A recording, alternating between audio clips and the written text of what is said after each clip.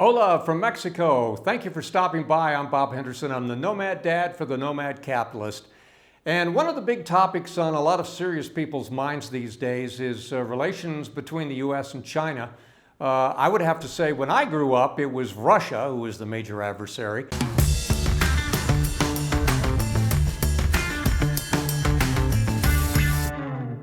If you want me to give you a little bit of background and you know, you're much younger, maybe you read about this in the history books or you heard about it from your parents or grandparents or what have you.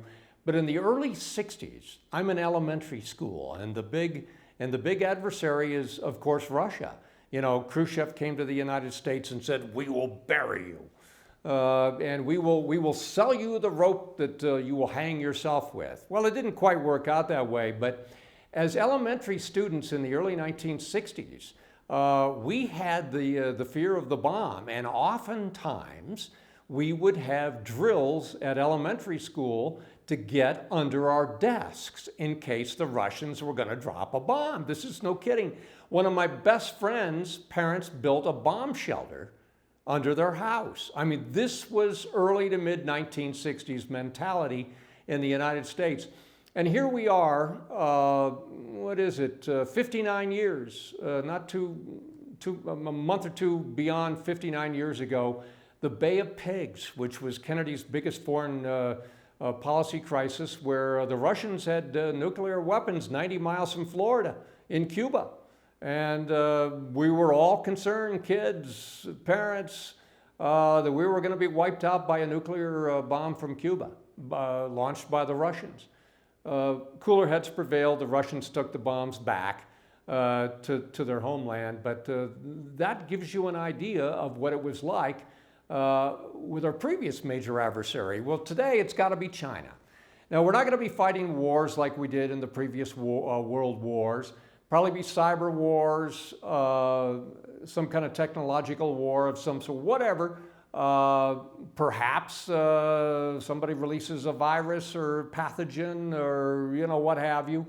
I don't know, but it won't be the same kind of fighting as it was in previous wars. But China is now the second largest economy in the world, the United States, of course, being first. And there are some people that think China's going to overtake the US. Now, I do a lot of reading on this, and I must tell you, when I read various articles from various points of view, I come away thinking, I'm not sure I know any more than when I started reading this guy or that guy or this person. So I don't know whether the Chinese are going to overtake the United States or not economically. They do have 4 times as many people. They may not have quite the military capability that we do, although not too long ago their supersonic little test may show you that they've got a better military than anybody thought. But the point being, we shall see what happens with the Chinese. They are becoming more insular. They are becoming more Maoist. They are really clamping down. The premier, Xi, taking a hard line. He doesn't like, in his words, girly men. He wants people to be tough.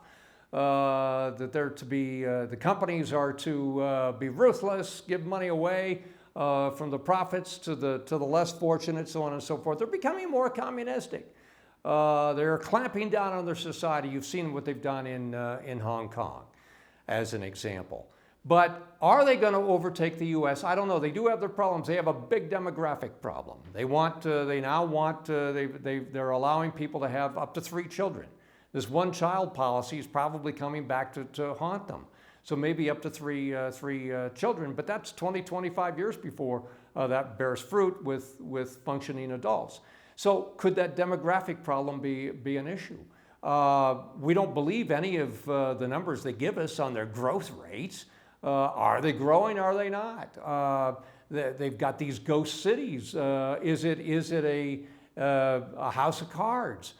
I don't know. Some people say yes, some people say no. I was all for engaging with China in the 90s and the early 2000s. This was bipartisan, the Clinton administration, the Bush administration. But it's really turned out to be a huge mistake. And we thought that, well, you know, they became wealthier, they became more democratic. It didn't work out that way. And to quote our current president, they are eating our lunch. And it is a major concern. I want to quote, he was in charge of software engineering from the Pentagon. And he's got a front row seat to what China is doing. And I wanted to, as I go back into this, I want to read to you some of his recent quotes, because he started in this post in about 2017-18, and he recently resigned.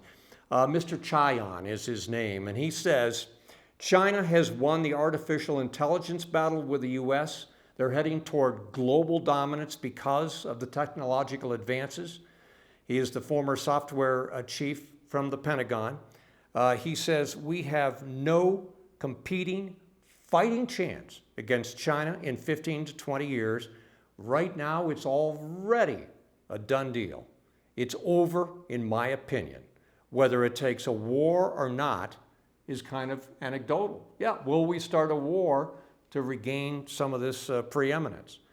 He says, quote, I realize more clearly than ever that in 20 years, our children, both in the US and our allies, mostly, the Western world, will have no chance competing in a world where China has a drastic advantage in population and in the tools that they possess and continue to accumulate.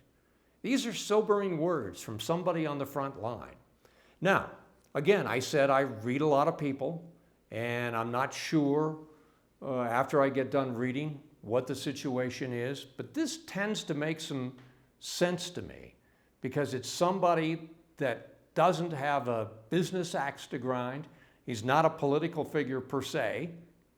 I don't know what his politics are, but these are rather chilling words. You've got the Chinese, who are really becoming very serious-minded. They're becoming more belligerent. They're becoming more of a closed, repressive society. And the United States is arguing about a woke culture. And we are becoming softer. And we have decided that we want to do with advanced placement programs. We want to do away with some of the STEM programs in our public schools. Why? Well, it's not fair. It's not fair to the people at the bottom. Now, those are minorities, but some of them are whites. Why is it that we want to bring down the people at the top, the people that are going to be the entrepreneurs and the inventors, and maybe the great doctors who take care of us down the road or come up with a cure for cancer? Why do we want to knock them down a peg so that the people at the bottom will feel better about themselves?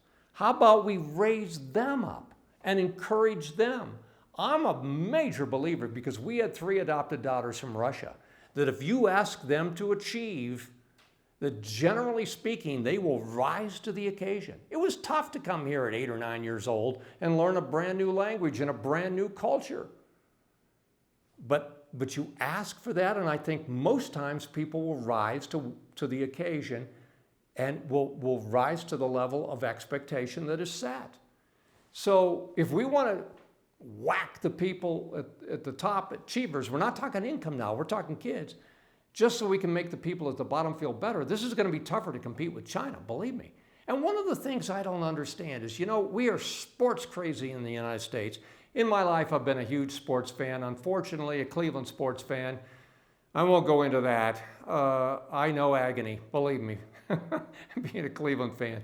But the bottom line is, you look at the NFL, which is our biggest sport, we demand that our team, go for the jugular and be great. And my goodness, if we lose 2 in a row, get rid of the coach and the quarterback, whatever.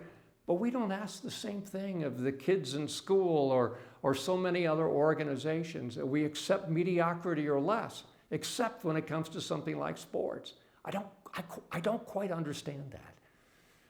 I'm not sure. Is it older age? Is it naivete? I'm not really sure, but it's something I think about regularly. The Chinese, yeah, they're a threat. Are they going to surpass us in this decade? Maybe. I don't know for sure, because I do think they have a pretty big set of their own problems.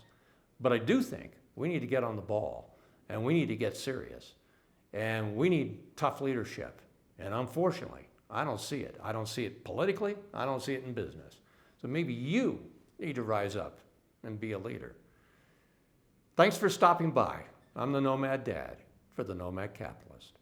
Don't stop now. We've got well over 1,000 more videos here on YouTube for you to watch and learn how to go where you're treated best. And if you want to work with Nomad Capitalist personally, go to nomadcapitalist.com/apply, learn about our unique, tried and true process, garnered over years of experience, and learn how you can become our client.